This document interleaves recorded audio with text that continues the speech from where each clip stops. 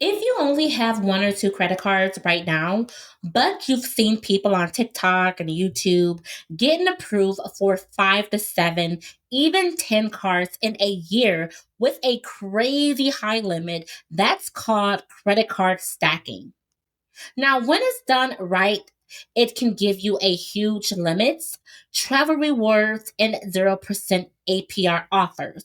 When it's done the wrong way, it can definitely destroy your credit, get you denied for everything, and even flag you as a high risk. In today's video, I'm going to walk you through credit card stacking step by step. Who should do it, when to do it, what order to apply it, and how to keep your credit score safe while you build your credit profile.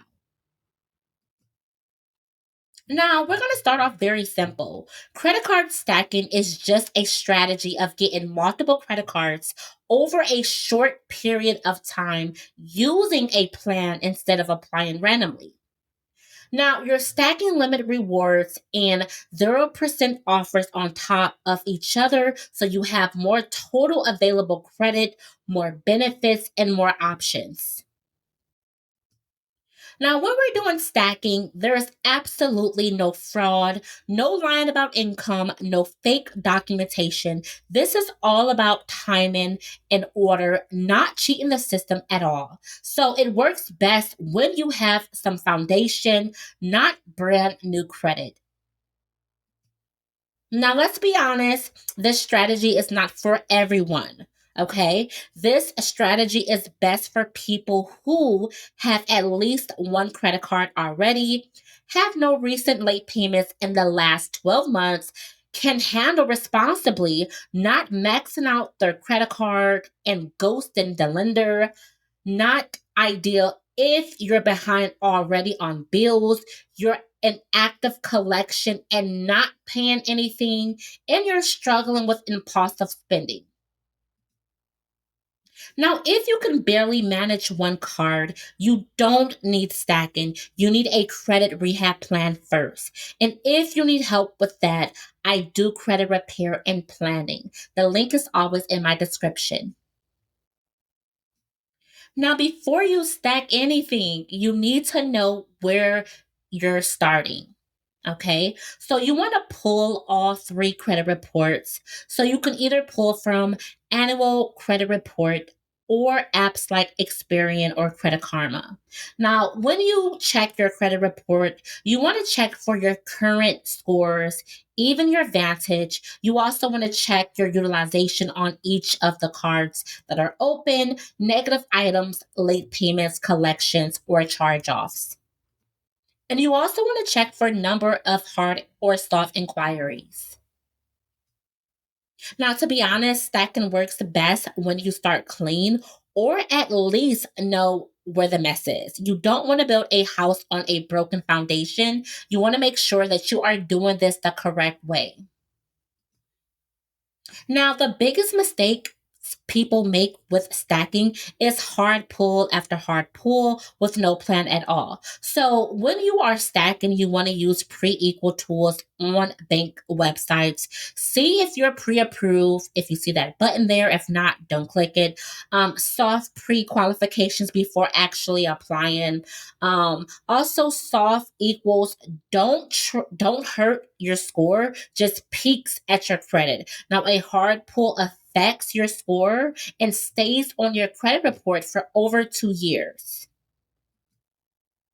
Now, before you stack, you want to line up as many high odds approval as possible using soft pulls only.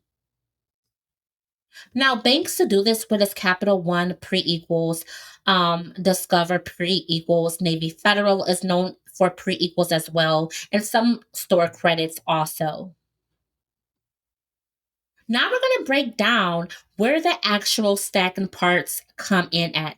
Timing and order matters more than the exact card you choose. Now you can customize with your favorite lender later.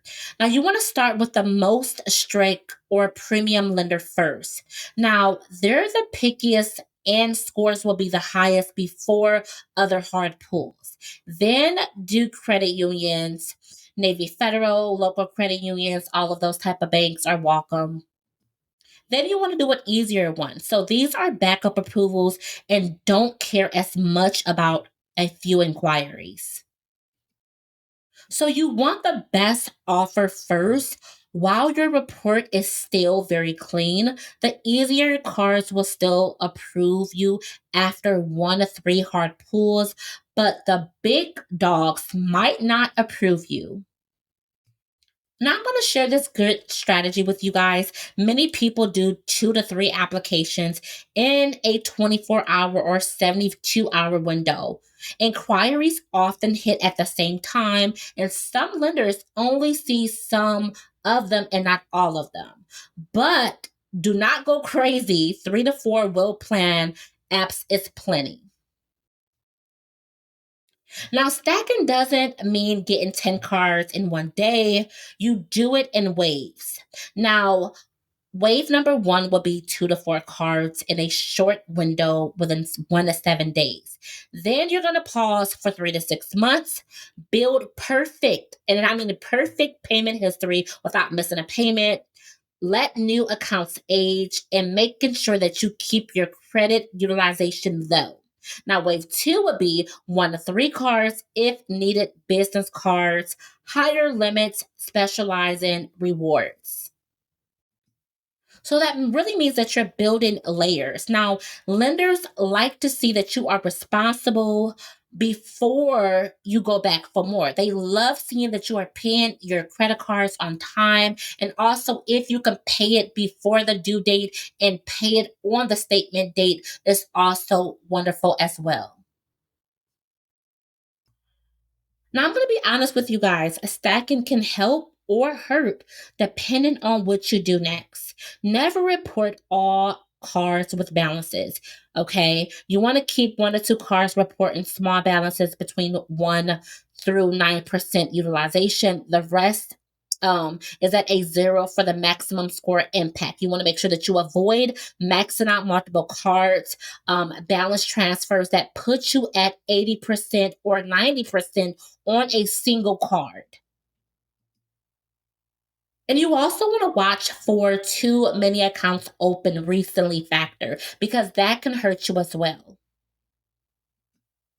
Now, you don't want to look like you're in a panic mode and chasing money. You want to look like you have options and you have control over your finances and over your credit score.